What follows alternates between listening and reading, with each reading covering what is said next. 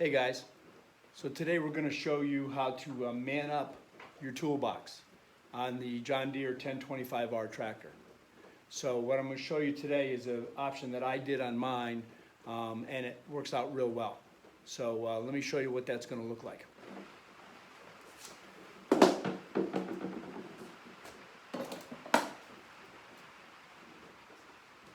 There. Now that looks like a real toolbox. I'll show you what I did and how we worked out all the details for it, how I put it together, and the kind of tools that I'm going to carry in it. So come on along and we'll show you what I've done. Okay, so once I got the old toolbox off of the tractor and I put the new one on, set it in place on the bracket, what I did is I measured in 2 inches to the front edge of the bracket on both sides of the box and 1.25 inches from the outrigger of the backhoe.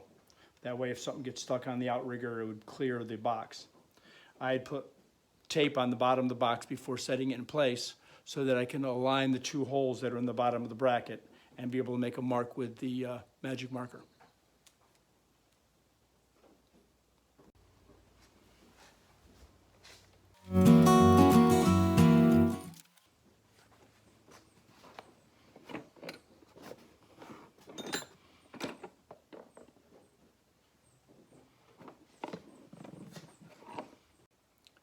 Okay, so now that I've got the holes drilled in the bottom of the box, we're going to mount it on the tractor. I've decided to use some stainless steel nuts and bolts that I had already had instead of the ones that came with the tractor. I'm not sure if the ones that came are galvanized or rust resistant or not, but I figured anytime I can change something out for stainless steel that I'd do that.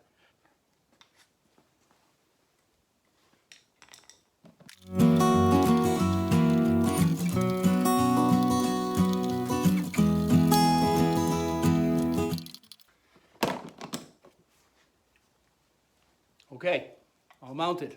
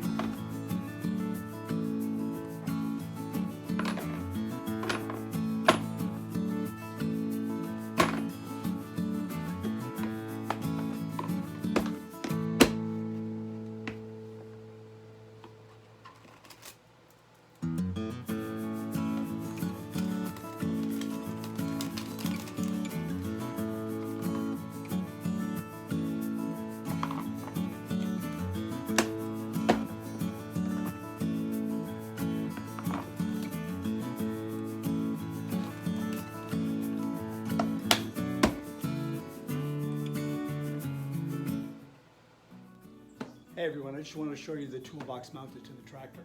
I think it's a real great ad. I think it really upgrades and mans up your tractor. It's much larger and I think it carries a lot more and I think you really like it. It's not an expensive ad. It only costs about $20 to $25 if you bought the toolbox either on Amazon or Ace Hardware. It's a Stanley brand toolbox. It's one that I had had for a while, so I didn't have to go out and buy it, but it's certainly not a big expense and it's definitely not difficult to do. One of the slight disadvantages of this that I wanted to show you is that there's a little bit of a clearance issue with the top of the box and the tail lights. Now I've got a 2019 John Deere 1025r with the backhoe. So I don't know, you may not have the same problem with yours because your taillights may be located in a little bit different place on the ROPS. But it does create a little bit of a clearance issue. You can still very easily get the top tray out and reach into the bottom of the toolbox and get tools. So just want to take that into consideration when you get ready to do it. It is a little bit of a clearance issue. One of the things I did want to try to figure out and do, and I'm still thinking about it, is a way to be able to have the toolbox so that you had a quick disconnect on the bottom so you could just lift the whole toolbox off of the tractor. I'm still thinking about that. If you guys got any suggestions, I'd really love to hear them. I was thinking some kind of thumb screws, maybe I'd have to weld a couple of nuts on there with some kind of a turn thumb screw on the bottom. I don't know if you got any ideas, let me know. I think it'd be really interesting to see what we could come up with. But this is what it looks like. I just hope you'd enjoy it. Hope you guys liked the video. Stop in and see us again. Take care. See you next time.